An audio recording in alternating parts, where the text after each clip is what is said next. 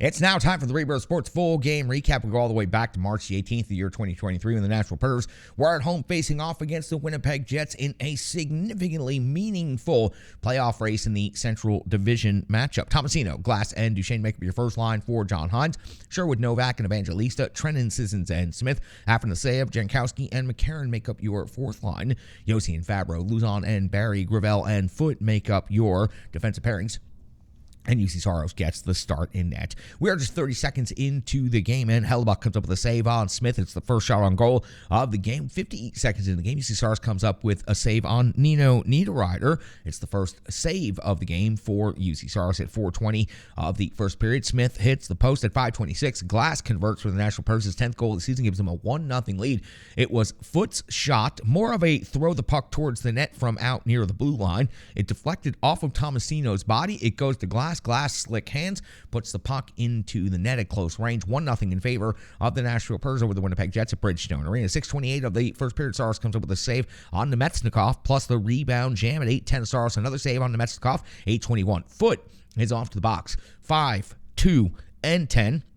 The 2 is for instigating. The 5 is for fighting. The 10 is a misconduct after he goes after Dillon. After Dillon had put, let's call it a borderline questionable hit on Evangelista along the wall, but it was no penalty on Dillon for that hit. There is simply 17 minutes on Foote, 5 minutes on Dillon for fighting. It would only be 1 shot on goal during the 2-minute power play for the Winnipeg Jets. And overall, you got to give credit to the Preds penalty kill. It's been great as of late, and it was very decent over this course of this 2 minutes. 13-17 of the first period. Saros comes with a save on Ehlers. 14-11. Wheeler is off the box. 2 minutes for hooking, putting the Nashville Predators on the power play. Hellebuck comes up with a save on Yossi. It would be Sherwood, though, off to the box for 2 minutes before the end of the power play. It would lead to a 4-on-4 scenario for just 8 seconds, but then Winnipeg would be on the power play for 1:52. Saros would have to come up with a save on Dubois. We would hit the intermission, and they would change the shots on goal after the end of the period. Make note of that. It was originally 3. They switched it to 5, so the shots on goal officially after 20 minutes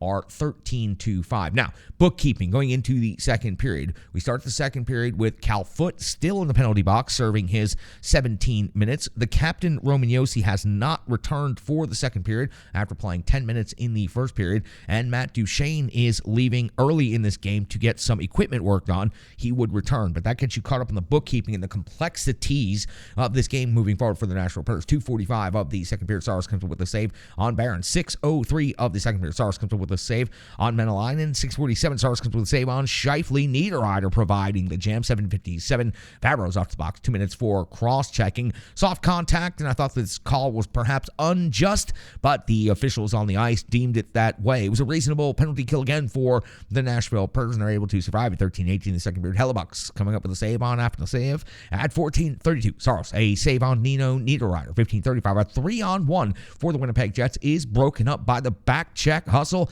of Gravel. Gravel had fallen down in the neutral zone. He gets back up, gets back into the play just in time to affect the outcome of it, preventing Winnipeg from getting a glorious scoring chance on the 3-on-1.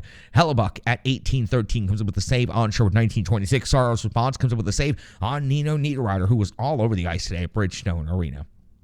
End of the second, Winnipeg out shooting Nashville 22-13. We go to the clean sheet in the third period. We're a minute and 15 seconds in. It's UC Saros coming in with this save on DeMello. 2:33. Hellebuck comes up with a save on Evangelista. 5:19. Saros comes up with a save on Wheeler, plus the rebound follow. But at 6:17 of the third period, it's Ehlers and his 8th goal of the season. It ties this game up at 1 apiece. It was a heavy shot from the face-off dot. UC Saros might have gotten a look at it, but for not very long, because it finds its way into the back of the net.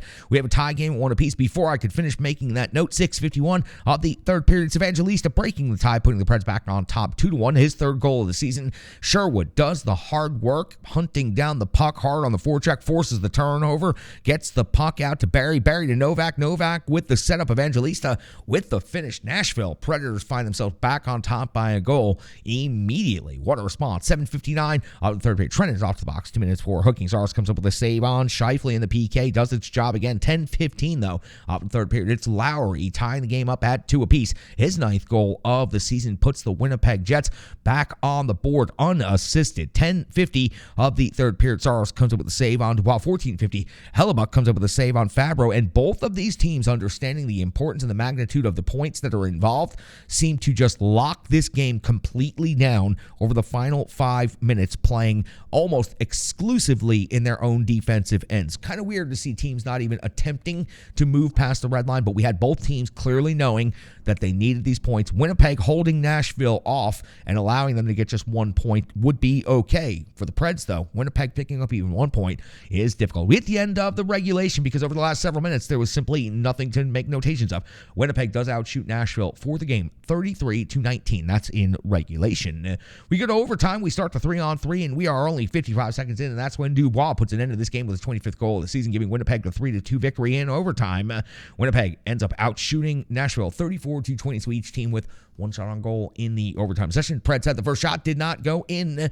Winnipeg gets the second shot on goal. It does go in, so Winnipeg picks up the extremely critical winner's point, second point in this game, and now has a 5-point cushion over the Nashville Predators. The Predators could have been behind by only 2 points in the standings after today if they had come away with a victory in regulation, but they were unable to do so, and now the hill gets just that much more difficult to climb for this Nashville Predators team. Listen, Predators put up a pretty good effort against a very good Winnipeg Jets hockey team. Without the captain, Roman Josi, I do feel that is the difference. Having to go 5 defensemen for the final 2 periods and not having their leader, not having one of their best offensive players, it definitely hurt this Nashville Predators team. And I sure hope Roman Josi is okay and ready to go for the rest of this season, the rest of this road trip, because got to get on a plane, got to go immediately to Madison Square Garden and lace him up and do it again tomorrow. So we'll get an update on Roman Josi, hopefully by the organization as soon as possible. But him not coming back for the final 40 minutes of this game is definitely difficult. We'll expand on those thoughts more when we take care of the analysis portion of the show. And that's coming up in the next period of action right here on the Renegades of Puck podcast. We sure do appreciate each and every one of you for joining us. Quick turnaround for the Nashville Predators, but we're well equipped here in the bunker to make sure you have all the information, all the stats, all of the opinions, and all the analysis that you need to be fully prepared to go into that game tomorrow. We'll be back right here on the Renegades of Puck podcast.